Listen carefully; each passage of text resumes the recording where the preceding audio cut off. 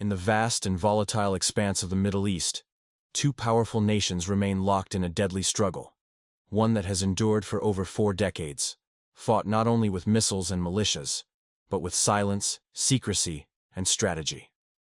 One of these nations is Israel, a small yet militarily advanced country with deep Western alliances and a nuclear arsenal it has never officially admitted to. The other is Iran, a vast Islamic republic with imperial ambitions, powerful proxy networks, and an unshakable ideological stance. This is not just another conflict between neighboring states. This is a war of visions, of faith, of power, of survival. And now, more than ever, the world is asking, are we heading toward a full-scale war between Israel and Iran? To answer that, we must travel back to where it all began. Chapter 1. From allies to arch-enemies. Before the Iranian Revolution of 1979, the relationship between Israel and Iran was surprisingly cordial. Under Shah Mohammad Reza Pahlavi, Iran was a pro-Western monarchy, and Israel, despite being largely isolated in the Muslim world, enjoyed strategic and economic ties with Tehran. Israeli companies operated in Iran. Military and intelligence cooperation thrived behind closed doors. Israel even trained elements of the Shah's secret police, Savak.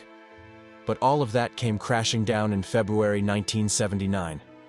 The Islamic Revolution swept away the monarchy and replaced it with a theocratic regime led by Ayatollah Ruhollah Khomeini.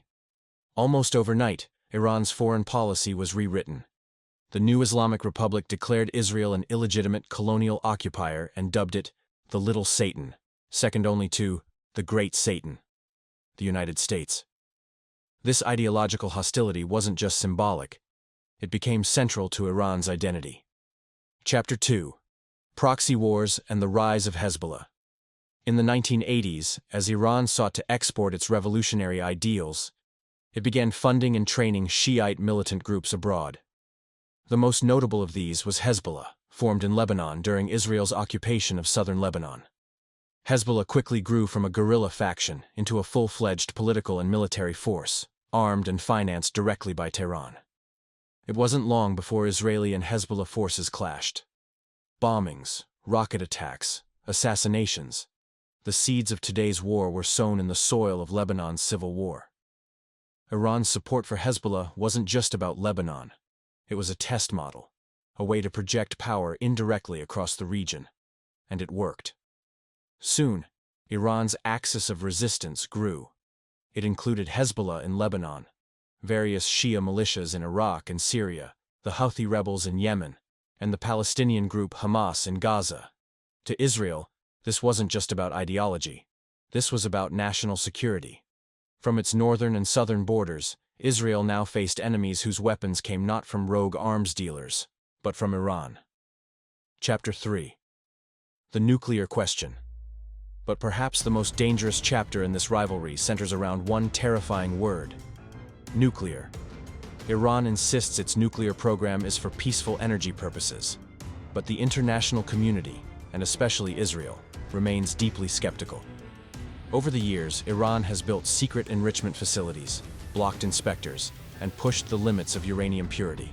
For Israel, the idea of a nuclear-armed Iran is an existential threat. In 1981, Israel bombed Iraq's Osirak nuclear reactor. In 2007, it destroyed a suspected Syrian nuclear site.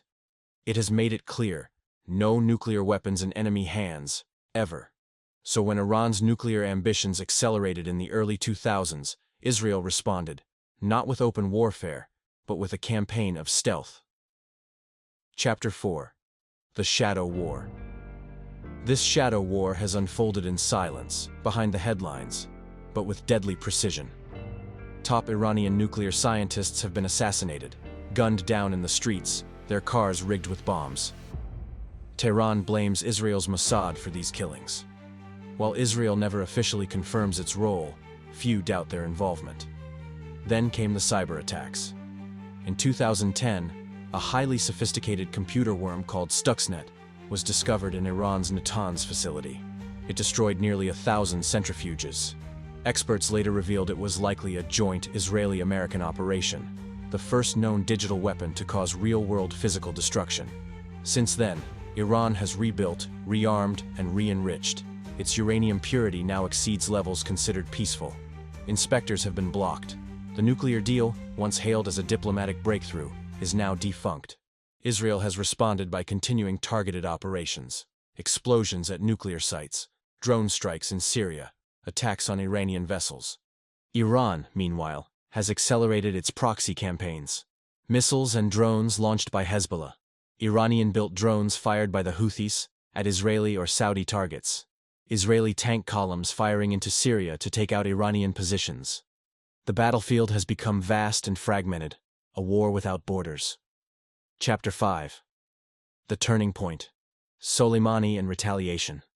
The conflict reached a dangerous new height in January 2020, when the U.S., with intelligence support from Israel, killed General Qasem Soleimani, head of Iran's elite Quds force. Soleimani wasn't just a general.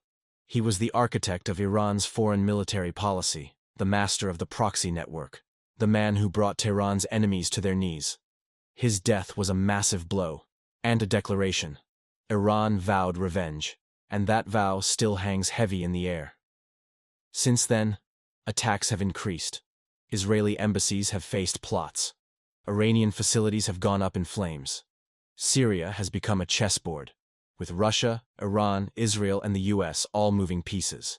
Iraq is a hotbed of militia activity, many aligned with Iran and eager to strike at Israeli or Western interests. The conflict is no longer cold. It's simmering. Chapter 6. Red Lines and Flashpoints. So, what could ignite a full-scale war? Scenario 1. Israel launches a preemptive strike on Iran's nuclear sites, similar to its attacks on Iraq and Syria. This would almost certainly trigger a response, not just from Iran, but from Hezbollah, Hamas, and perhaps even direct Iranian military assets. Scenario 2.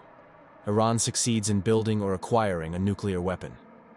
Israel responds militarily, dragging the U.S. and its allies into open conflict. Scenario 3.